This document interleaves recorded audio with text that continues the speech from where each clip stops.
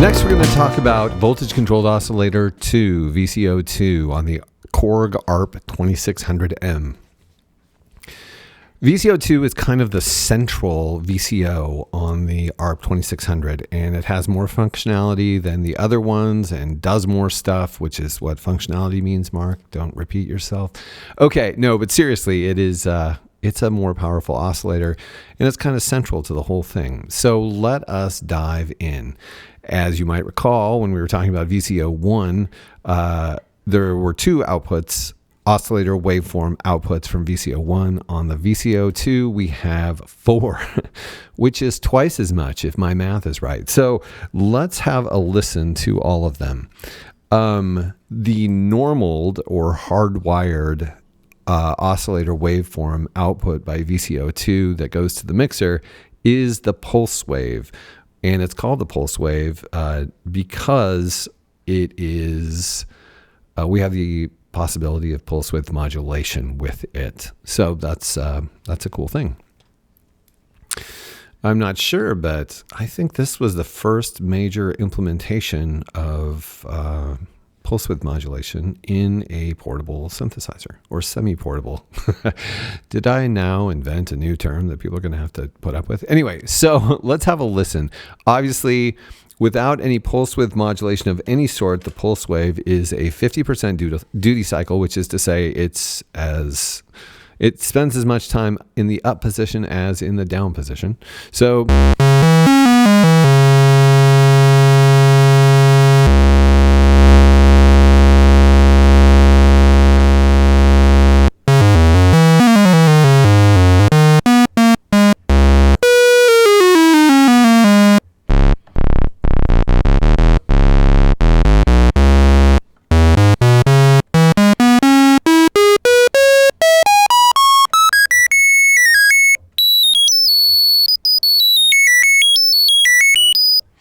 all right, so that's our square wave. Now let us have a listen to these other, well, I should have said pulse wave. That's our square wave setting for our pulse wave. You know, maybe we should just, maybe since we're on the square wave, pulse wave, etc., we should just dive into this particular functionality because it is unique to this oscillator. If you go over to the noise generator normaled hardwired input to this oscillator, you'll notice that it also says pulse width modulation here. And that is when you want to modulate the pulse width, that's where you plug something in. So while we're dealing with the square wave, pulse wave, I'll just show you this slider. Anything you input to this causes that channel to stop being the noise generator, and it becomes pulse width modulation, which is a unique implementation. Okay, so let's just take the output of the AR envelope, and we'll just put it into this input.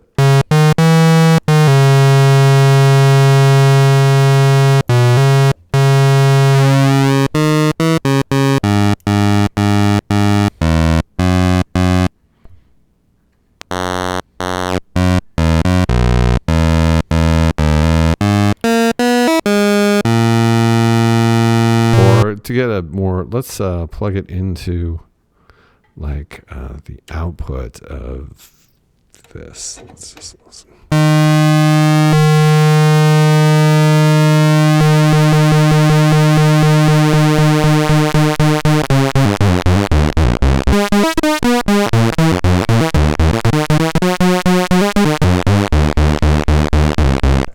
So yeah, and I'm going to do an entire video on how to get a sine wave modulation of your pulse width, because the only sine wave that we have is basically in this oscillator. So you can't get a sub-audio sine wave to affect the audio range frequency of this pulse output. So there are ways to do it, but I'm just giving you a demonstration, a quick one here, that whatever you plug into this input then becomes the thing that modulates the pulse width.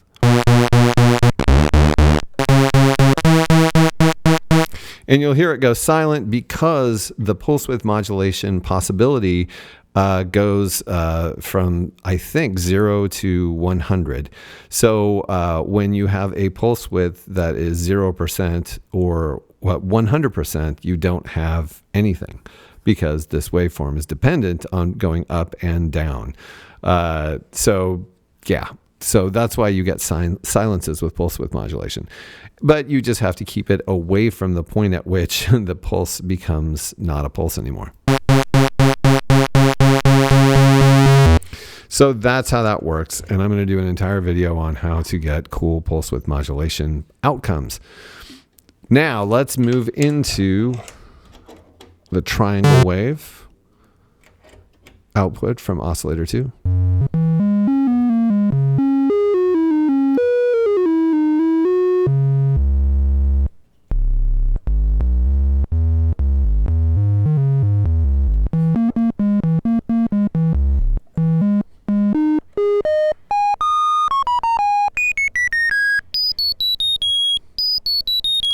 Now, had I designed this synthesizer, I might have put this triangle wave as an output from another oscillator so that it could be used as a periodic pulse width modulation. But again, it's still on the same oscillator, so we can't. Okay, let's listen to the sawtooth.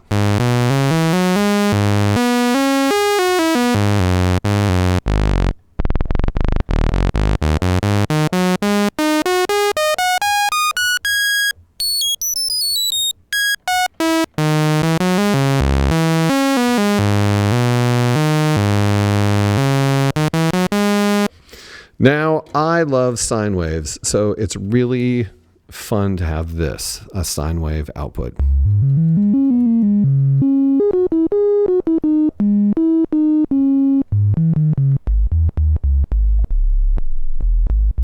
So if you want to get that really cool sub bass, you can use that.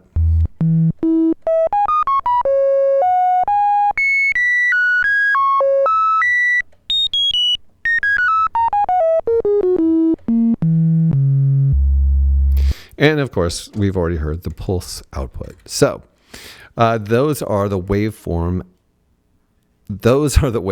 output by Oscillator 2.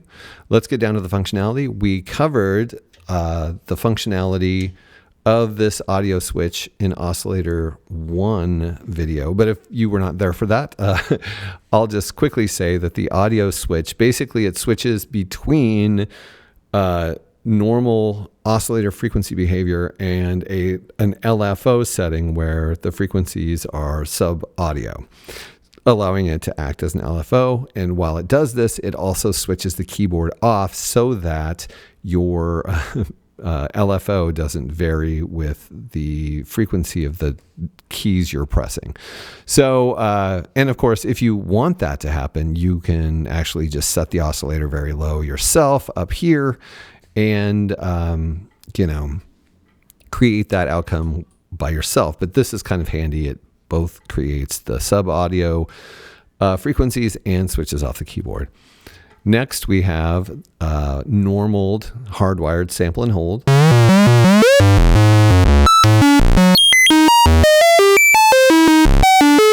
So we have that possibility. The ADSR.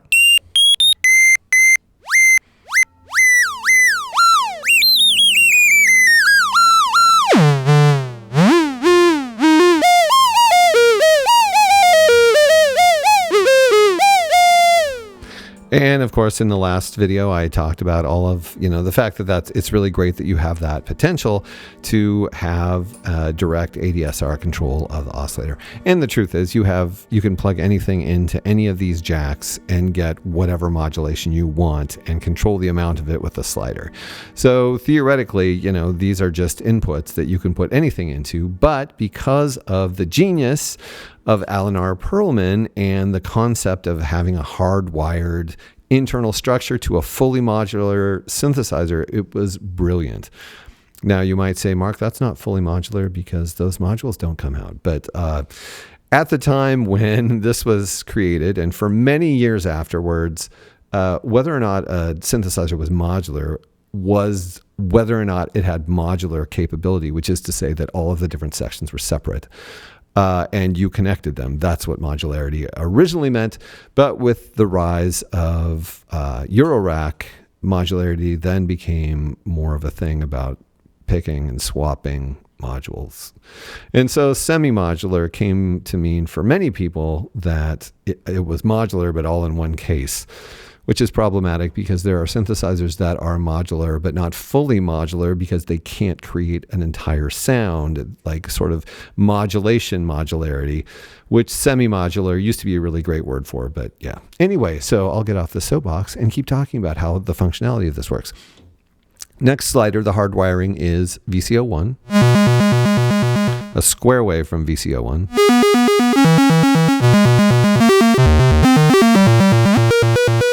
Of course, we have VCO1 in low LFO mode right now, so of course it's going to give you that, but we can also do audio range modulation.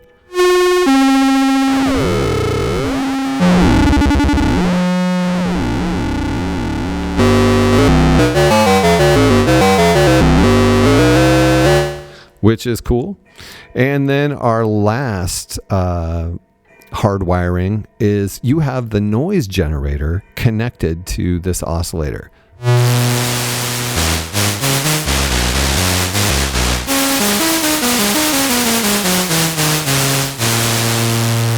Which you're not hearing the noise generator being mixed in with the oscillator.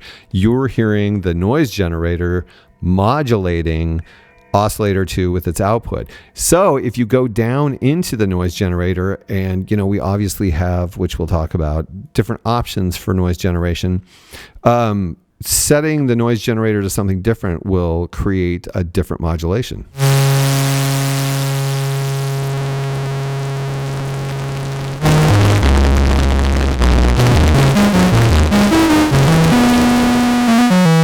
Which is another great way to add variation to the frequency of this oscillator. If you have it in a lower setting,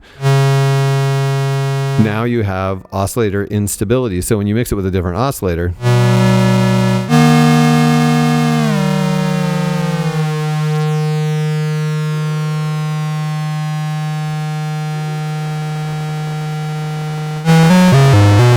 you get an unstable oscillator sound, which is very cool. Like in the other oscillator, we have a full frequency range slider. Let's turn off oscillator 1. In fact, let's go back to our setting of sustain.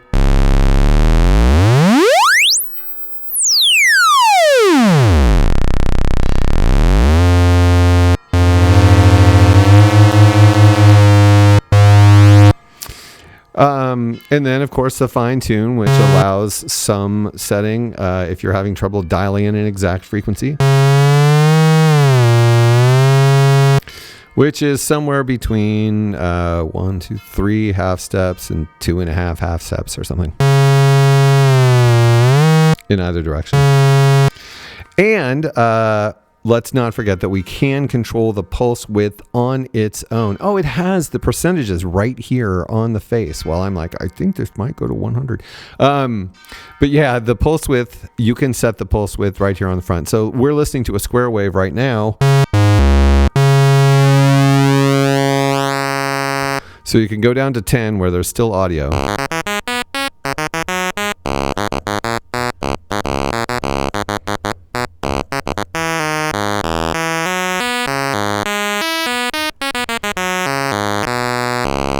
Great sound. And you can go all the way up to what they say is 90. Oh yeah, so they have this basically set so it's within the audible range. By setting the pulse width here, you're not going to have the possibility of getting no sound at all. You're just going to have the workable audio range of pulse width. And of course, if you want to get creative, you can do what I just did and be your own pulse width modulation.